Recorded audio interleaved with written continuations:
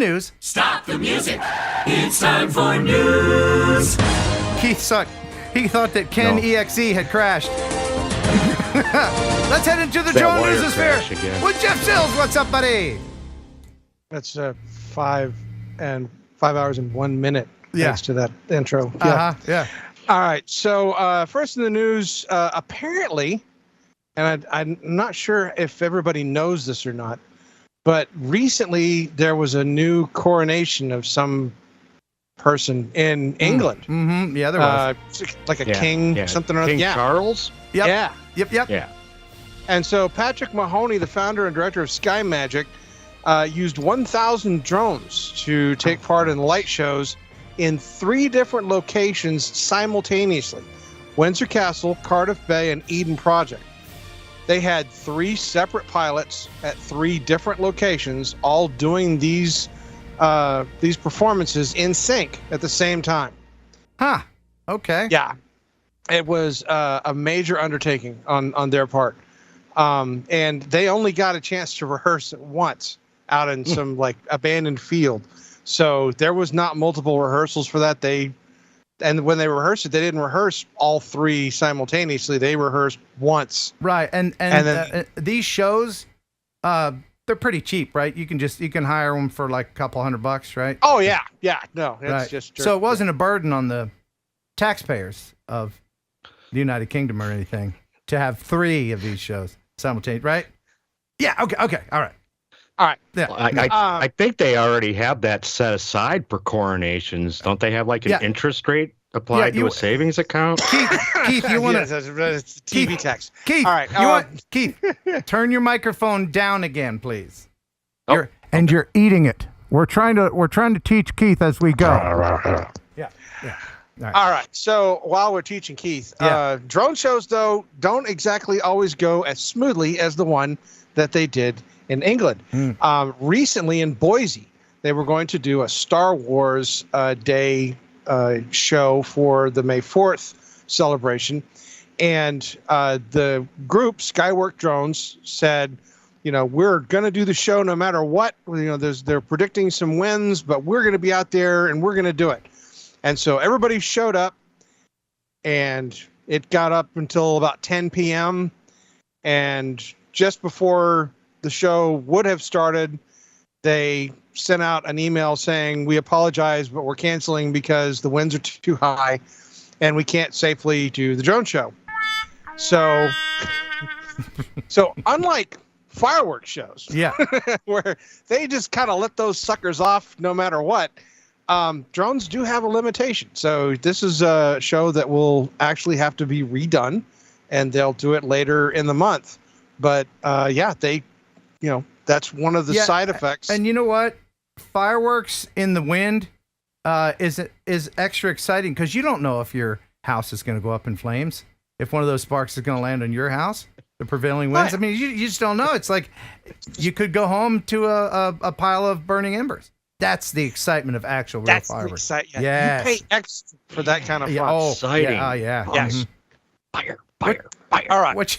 So this next one, I caught this one just off the edge. A guy who goes by the name of MacTac on social media was in the perfect place at the perfect time on May 2nd when he was at Mount Namint in the Alberni Valley, and his FPV drone caught an avalanche as it happened. Yeah, sure did. Yeah, all right. I'm a little suspicious. I think they probably set that off and timed it because there's no way that just happened. There's no way. Now, and that's the thing. I've looked up the information. I've read the articles that they had with him. This was not a planned event. He had taken off because he was going to take his FPV drone up between the trees there, not expecting there to be an avalanche when he got there. Huh. Well, if that is true, then he's got to be pumping with adrenaline right now.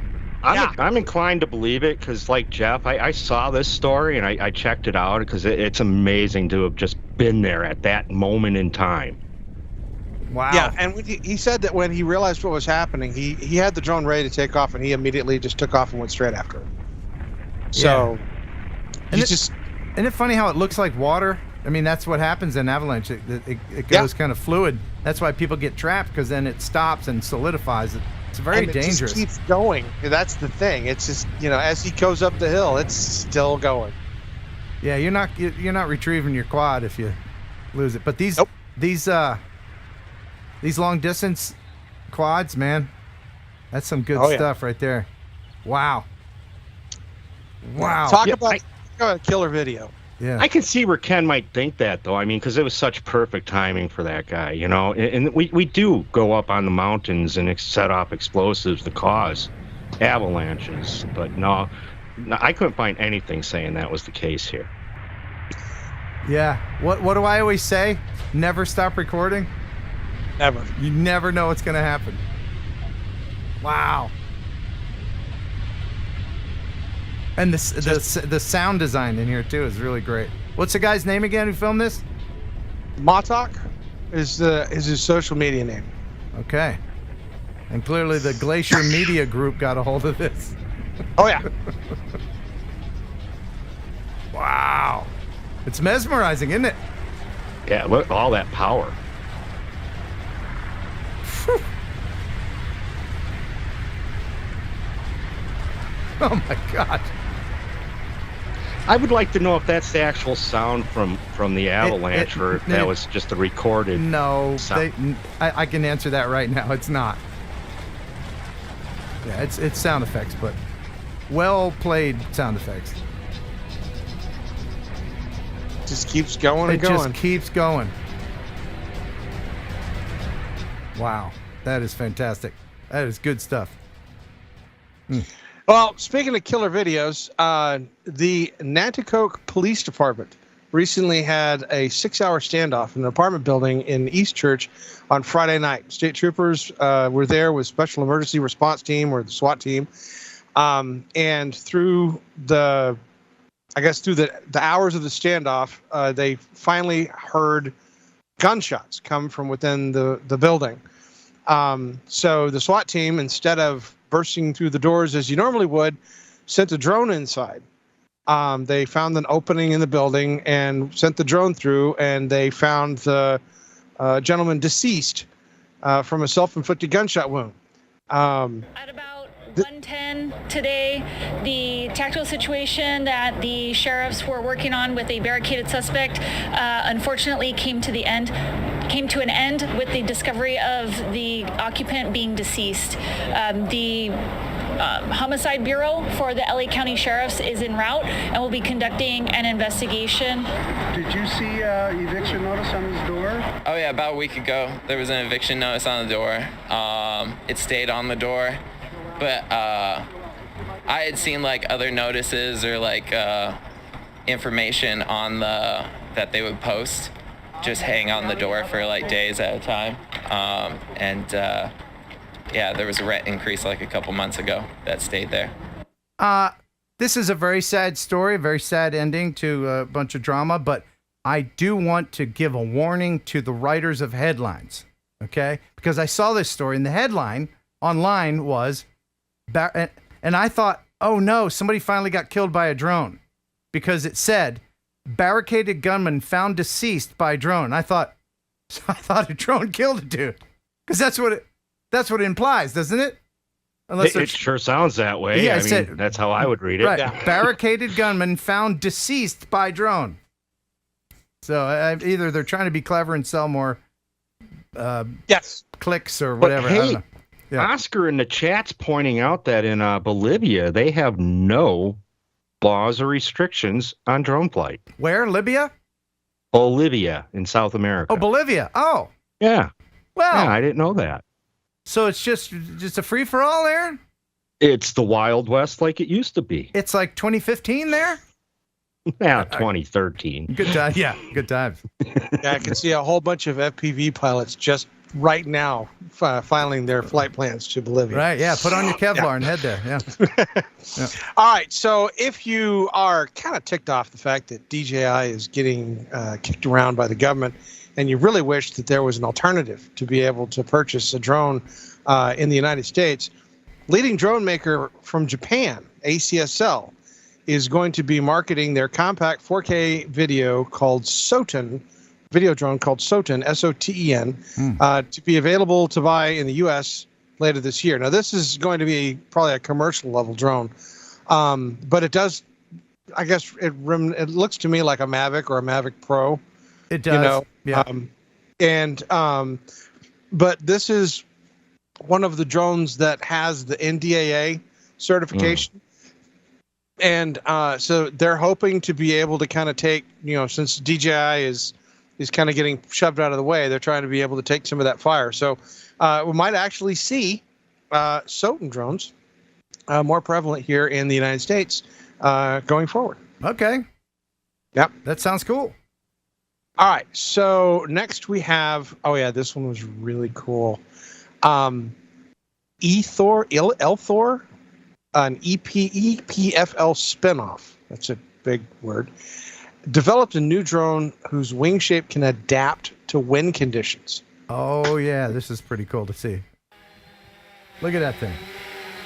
Oh, wow. Look at that. Elthor is a power infrastructure monitoring and inspection spin-off from EPFL that uses drones. Our drone has the ability to fly hovering in low speed near infrastructure and thus acquire high quality data. But then it also can fly for really long ranges compared to standard drones on the market, and thus go to the next inspection point. Then it can adopt this stable vertical flight configuration. At the same time, it can continue to move the wings to either reject adverse wind currents or harvest wind energy and move with the flow and the air. Wow, that is really neat. That looks more like modern art than a drone. Yeah, it was dancing there. Yeah, when I saw it, I thought that was really cool. And of course, everybody that watches the news, whenever I find one of the weird drones, it's always we love weird drones. And I want to thank all these people from other countries for speaking English for us. Isn't that nice of them? Yeah. Yeah. I just want to know, does that drone use those moving wings to walk upon the ground? No, it doesn't. It doesn't walk. It doesn't flap. No. Yeah. All right.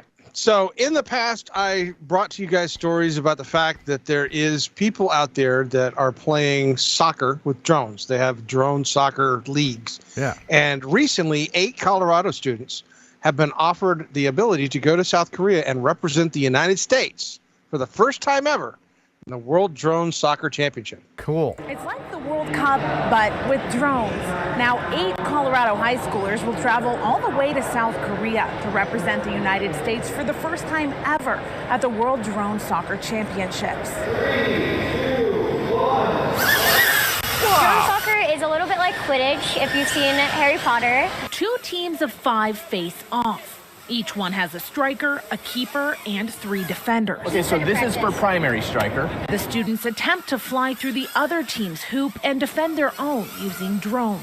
Also, the drone itself is the actual ball. We were one of the first 3 schools in the United States to kind of pilot this program. I really didn't know how my life was going to end up, and now I can see sort of a path for me, so. Xavier Culp will soon go to college for aviation and aerospace engineering, while team captain Michaela Galler has now gotten her professional drones license and private pilot's license. She hopes to one day become an astronaut. Drone soccer actually got me into flying gliders because it just gave me the spark of aviation, and that really lit a fire in my heart to start flying. These high schoolers will head to South Korea this weekend and compete May 17th through 20th. Isn't that great? You could see it happening right there where kids are like, I don't know what I'm going to do. Drones, that's cool. Aviation. Yeah. Yeah, I love it. Yeah, I love to see that. I really do.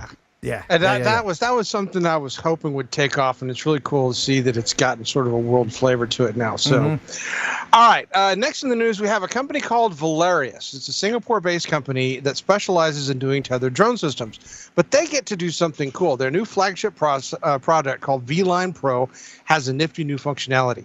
It will enable an M30 or a DJI drone to fly indefinitely from the ground power station, but to the flying in tandem with a moving vehicle. Uh-huh. So it's not a specialized tethered thing. You can turn anything into a tethered. Yeah, it's specifically designed to work. Right now, this particular model enables M30s to fly indefinitely. They've I guess tailored the product in this particular demonstration with the M30. I would imagine it's going to get a chance to use different drones like the M30Ts, etc.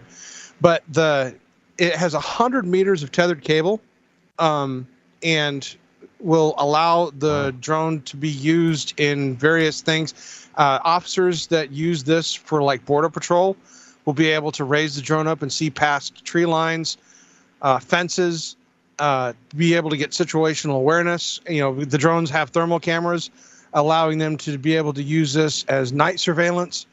And because it's a tethered drone, there's no battery swaps. There's no reason to bring the drone back down. Mm-hmm. You can just drive along and keep using it. That's the beauty of this system. Yeah. Yeah, because the tether's providing all the power. Hold on, being told. Is this right? I'm being told it's a force multiplier as well. Force multiplier. All right, so New York City, Eyewitness News recently got a demonstration of the FDNY's use of drones. And these life-saving drones are critical in emergency situations. And look, we saw them in action during the Ann Street building collapse last month. Well, today, first responders from all over the country, right here in the city, learning how they can incorporate this technology into their everyday response. When firefighters couldn't go in, this drone went up, giving FDNY a bird's eye view of the scene of that deadly garage collapse on Ann Street last month. And it was extremely useful and beneficial for providing information. FDNY is here. Help is on the way. And today, FDNY giving us a closer look as they showed off their massive drone fleet during their Search and Rescue Field Medicine Symposium. The conference bringing in first responders from all over the country. All of our technology is meant to give our members situational awareness, let them know what they're going into, let us assess the danger ahead of time. As the largest fire department in the U.S., FDNY has more than 40 drones in its fleet, each with unique capabilities. One of the things that we can do is aerial triage. And this scenario demonstrates just that. The firefighter is role-playing a victim, the drone hovering above, and it's feeding back a thermal scan, relaying his body temperature, and can show first responders in real time the extent of injuries on the ground. When we do triage, we're looking for a few things. We're looking to see that, are they alert? Are they bleeding? Is there any major bleeds? Things like that we can see from the drone unit. But as much as today was about demonstrating their technology, the fire department says it's excited to debut new tools soon. We are trying to do research on if this is something where we can bring blood and blood products to the scene of major disasters. Yeah, that's really cool. And right now, Florida is going, hey, maybe we shouldn't have gotten rid of all of our DJI stuff. Maybe we shouldn't have. Florida, and wasn't it Arizona? Jeff, maybe you know which other state decided they're going to try that. Well, this was put out by the federal government, so a lot of states are starting to I guess, limit the use of these drones. I know that Florida was one of the first. Arizona, I believe, is also one of the second. And you'll see other states come along and do the same thing. We joke around. Surely. We're joking around, but lives could be lost because of this. When somebody's trying to do a search and rescue with a Parrot Anafi. Yep. That camera's just not going to cut it. No. Nope. It's just not going to do it. All right. So next in the news, we have some video. This is out of Spain. We've had droughts here in the United States that were amazing. The lake near Las Vegas, almost dried up completely. But in April of this last year, they had the worst drought in 5 decades. And the reservoirs across Spain are now at the lowest levels they've ever been in their history. The Riab Reservoir showed actually having cracked ground and only about 5.69% of its actual capacity of water. Wow, look at that. That's terrible. Yeah. But, Lake Mead filled all the way up at least. So, they got the rain and the winter runoff. So, hey, this reminds me of a really stupid joke. You want to hear it? Okay. You mean like how air used to be free at gas stations? Now it's $1.50? No, And do not you know like why? that. Not like that at all. Inflation. Yeah. No. So this is, where is this, Jeff? Where is this? This is in from? Spain. Spain. So after the drone pilot was done flying, people can say the Spanish flu.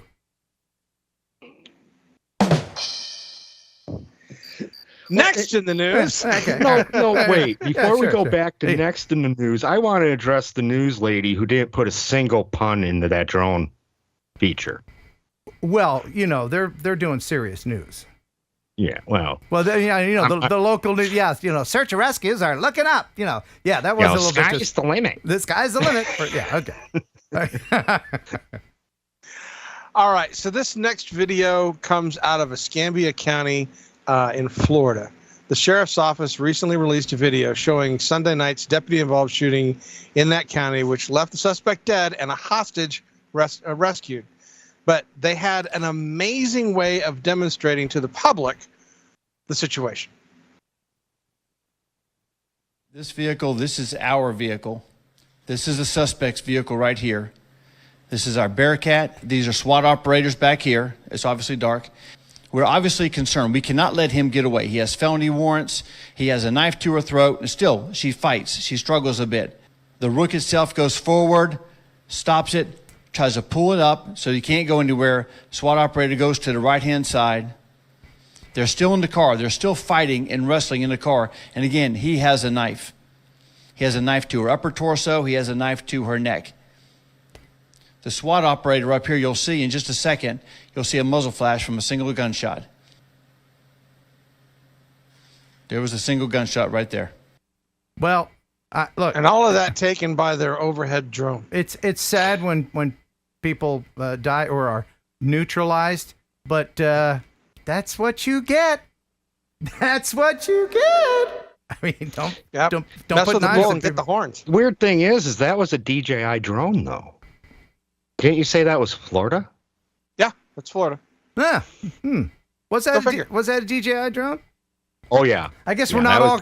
I guess we're not. DJI thermal cam there. I know that. I guess we're not all complying then, are we? Well, and since that was such a bummer of sort of a story, I figured we needed something light. I have absolutely no context to this whatsoever, other than the fact that this is the coolest thing I have seen done with a drone in years. Yeah. Look at this. Look at this. Oh. That's drone footage. Look at that. Isn't that cool? Oh, that is cool. I want to do that. I was gonna do that, but the weather didn't cooperate. Son of a gun. We gotta get Ken on top of a hot air balloon so he can hand launch. No, I'll be in the basket. I will be in the basket, my friend. No, there's no way. You're not a basket type. Yeah, look, you can see. Watch. You see the dude with the goggles? Look, he's in. That's me. That's what I want to do. Be in the basket. That's fantastic. That is great. Wait a minute. What altitude were they at? Because that was clearly well above 400 feet. Well, I think that was shot in Bolivia. Yes. Oh, yeah, there you go. Everything's shot in Bolivia now. Right. Yes, like all these street racers filmed in Mexico. Okay. There you go. Okay. Yeah. All right, so there's a new drone on the market, and this one's called the Dynamics XP4 Transwing, and this is their cool video. Oh, this is really cool. Tell us about it, Jeff. That's the Dynamics XP4 Transwing. What else? What else do you know about it? This is essentially a heavy lift, long duration flight drone. Their design is unique in the sense that they have these wings that will fold out. Oh, neat! It's as part of the transition. Right, it's a VTOL, and then it It's transformer. Always has lift. Yeah, that is neat. And this thing, cool. you can't tell scale until here in a second, but it's big. Like you could fit not a small drone. You could fit 10 toddlers in that thing. No, it's got 3 more motors than a Predator, so. Yeah, you could probably stuff 10 or 11 toddlers in there. Where do you see how big it is? Hold on. Look at that. That's so neat. It is an amazing, impressive design. When I saw it, I was like, yeah, I got to show everybody this. They get a kick out of it. That is neat, but you know what? The more complicated something is, the more things can go wrong. That's what I think about with this. But still, in comparison with the other drone with the flippy floppy wings, look at that. This is basic. Yeah. Okay, I take it back. You could probably fit 2.5 toddlers in that. I thought. Yeah, I don't know. The flippy floppy wing drone was really cool. You could just set them out at concerts and stuff and just let them hover there. Yeah, but you can put a Hellfire missile on this thing. That other thing can't carry anything. True. Yeah. We have an interesting combination because I always want to bring you guys something from Ukraine, and this time I decided it wasn't going to be anything drone related in a sense of flying drones or bombing Russians or any of that mess. This is a very unique situation. The Ukrainian farmer has designed a remote controlled mine clearing tractor that he uses or drives remotely FPV. Oh, yes, he's clearing mines with it. Зайнялися цим чисто з-за того, що сроки сівби вже підійшли, а ми нічого не можемо робити, тому що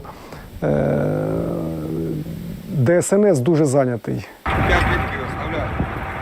So in order to clear his crops, his fields, they created this mine-proof tractor, and then they're flying it. Ми зняли з танка. Look, they just put a bunch of like railroad ties on it and stuff and reinforced it. And then dude is using a remote controller to drive it around his field and set off these mines. Isn't that great? Yeah, no, I love it. Обсяги великі, і саме, наприклад, полями зараз немає можливості займатися. Обсяги дуже великі. Наприклад, це поле, це не один рік треба вручну розміновувати, щоб дати гарантію, що тут нічого немає. Yeah, I think I want to be far away from that, too. Oh, yeah, I think that beast would be perfect for I-40 traffic. Yeah, if they were laying mines. Now, I've laid some mines on I-40, but I am polite. I roll the window down if there's anybody with me. If there's anybody with you. Back to you, Jeff, in the newsroom. Jeff? Jeff, you are muted, sir. Well, of course I'm muted because I'm making all this noise in the background all the time. He's like... No, the farting thing had me going. So, okay, anyway. all right. Oh, yeah, yes, sir. That was me. Yeah. So DroneUp, the drone delivery company that Walmart uses, has announced a major push to make beyond visual line of sight drone flights safer. So they have teamed up with a company called Iris Automation, which is a developer of AI-based vision technology for crewed and uncrewed aircraft. And one of the things that they're doing is installing hardware nodes that act sort of like cellular-type tower services in the airspace where the drones will operate, so that the contact with the drone, the ability to maintain visual line of sight, or not visual line of sight, but get a good feedback from the 360-degree field of detection of the drone angle. Yeah. They're using this system to sort of enhance. You got to enhance it. The visibility of the drone in the airspace. Got to have visibility and enhancement. You got to have it. Multiply it. It's got to have it for when it doesn't happen. I mean, for when it happens, totally going to happen. Yeah, I'm sorry. I actually work for DroneUp, and it's never going to happen. Right? That's what I'm saying, right? It's not gonna. And, I maybe fly 5 or 6 jobs for them in the entirety of a year. Yeah. And, I don't see it. It won't happen. No, I'm sorry. But, hey, good story, Jeff, though. Good story. Thank you. Appreciate that. You bet. So anybody that owns a Skydio drone will be interested to know that a new software update is coming available that is going to be one of the most significant updates yet. This particular update is going to provide several improvements that have made the subject of tracking and autonomous flight capabilities for cinematography very challenging with the drone. Right. And is it going to keep it from looking like it's going to crash all the time? Is this firmware update going to make it look like it's being flown by a human being that's not going to crash? Because every time I see a Skydio flying itself, I can't look. I can't watch it. When's the firmware update that's going to allow me to just fly the Skydio? You can do that now, but it's terrible. It's terrible. Yeah, it sucks. It does suck. Yeah. Well, there was a whole lot of information I could have shared with you guys as to what was actually in the update. Yeah. But we're just going to go ahead and skip right past that because Let's do that. apparently it sucks. Well, I mean, there's an update. Great. Good for them. Yeah. I've had a Skydio 2 now for 5 years, Jeff. It's going to improve the framing. It's going to improve the framing and subject tracking. It's going to provide a new smooth mode. It's going to provide automatic shuffle for drone tracking for the position. It's going to have auto crop during the clip creation. Yeah. And it's going to have more controlled inspection options for enterprise users. Oh. Okay, now that's interesting. That's great. So, that's all good stuff. That's interesting because I have one for roof inspections, and right now it flies like a stuffed pig. So if they've done something to make that more streamlined, yeah, I'd be happy with that. You should probably get that update. All right. So this next story is something that I guess is sort of a hot topic, not for us, but for drone manufacturers here in the United States. When all of the legislation came out where they were talking about providing, certification for drones, one of the things that the government came through and said was that any drone that was going to be sold through the GSA or marketed through the GSA, which is the Government Services Administration, they're the ones that basically say this drone is okay to be purchased by such and such, government agencies. They said that they all had to be NDAA compliant. So all of the drone manufacturers in the U.S. got their drones NDAA compliant, and that goes through a very specific level of inspection, and they have to go through a lot of tests. The GSA procurement system, they have a lot of things they have to do to get that. So recently, the GSA has adopted a new criteria saying, no, we don't. Now, if you're not, NDAA is not important. You have to be Blue SUAS compliant now. And the drone industry, which has spent countless hours and money and investment in doing the NDAA compliance, are now petitioning Congress to remove the Blue SUAS requirement from the GSA, because without that, they're not compliant now. They can't offer their drones through the government, the GSA system. Mm-hmm. So this is basically kind of you're screwed. And all because the GSA decided, we just think we'll do this other one.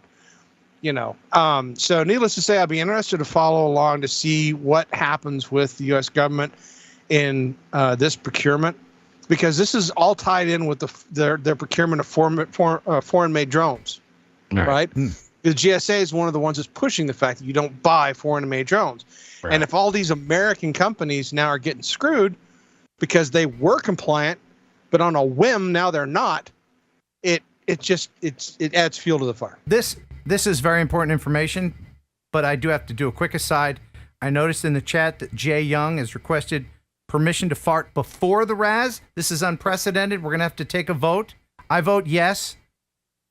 Keith, what do you say? Yes or no on the fart before? I'll give an affirmative, because it's never good to hold in gas. Okay, Jeff, what do you think? It has to be unanimous. I'm doing the news. I don't care. Fart now, for Christ's sake. I don't care. Oh, so we have, is that a yes from you? Just fart. Get it over with so I can get on with the news. You have permission to fart before the RAS, sir. But not in it. Not in it. Okay. Yes, Jeff. Yes. All right. So we're not supposed to fly over crowds. We're not supposed to do anything that remotely endanger people on the ground with drones. So naturally, of course, you would imagine that something like the World Wrestling Federation would never do anything even remotely dangerous with their drone. Right. Unless, of course, you're at SmackDown in Puerto Rico, and they did this. Okay. World-famous music and musicians where you enjoy every last ray of sun. For the first time ever, SmackDown has come to Puerto Rico. You're looking live at a sold-out Coliseum in Puerto Rico. Wow. Wow. That is a lot of 12-year-olds. Good Lord, look at all those children. That's the drone? No. position with auto. Wow, man. That's yeah, they were doing that in Bolivia, of course. Yes. Wait, Puerto Rico is Puerto Rico, I thought. Puerto Rico is yeah. Well, but they're flying over crowds, so it's Bolivia, right? Well, the FAA also governs Puerto Rico, does it not? I would imagine Yes. so. Yeah. Yes, that's part of the NAS. Wow. I just can't believe how many 11 and 12-year-olds were in that audience. You see that? Because, I mean, there's no adults that like the WW whatever, right? I was going to defend it because they had a path cleared, and I thought maybe Jeff was being, a little, but then they went out into the arena. Yeah. When I saw the video, I was like, "Oh, this is really cool," and then I was like, "Oh my god!" Yeah. So, well, next time that we do the news in 2 weeks, I'm going to bring to you guys another drone video taken from within a crowd at a basketball game, and the people got pissed off at that one, and that's for 2 weeks from now. Now, Lambo Drives is pointing out a good point, though. They are under a roof. Yeah, I mean that if you're undercovered, it's covered. You're good. So it's actually fine, unless the stadium was near the airport, then it's all good. No need to get up. No need to get upset there, Jeff. Oh no, it's all right. Are you upset? I would never get upset about. Well, tell us about the basketball game. Where No. Did get upset though, because but I want to make sure. interesting. I want to make sure. 2 weeks. I want to make sure that Jeff is not upset. Are you good, Jeff? You're not upset? Are you all right? Okay. Yeah, that's the same stoic look he always has. By the way, you'll be able to get Sexy Newsman stickers, die-cut stickers at Minefield 4.0 coming up Saturday and Sunday, August 19th and 20th. Go to minefieldmeet.com or you can go to heronaerophotography.com and check out all the information there. Minefield 4.0. We got Sean Geeksvana coming from all the way across in the UK. He's coming over here specifically for that. We got that is cool. all of your favorite people. If you went last year, please come this year. I see a lot of people have already confirmed for Minefield 4.0. And Bob Casey's already got his shirt.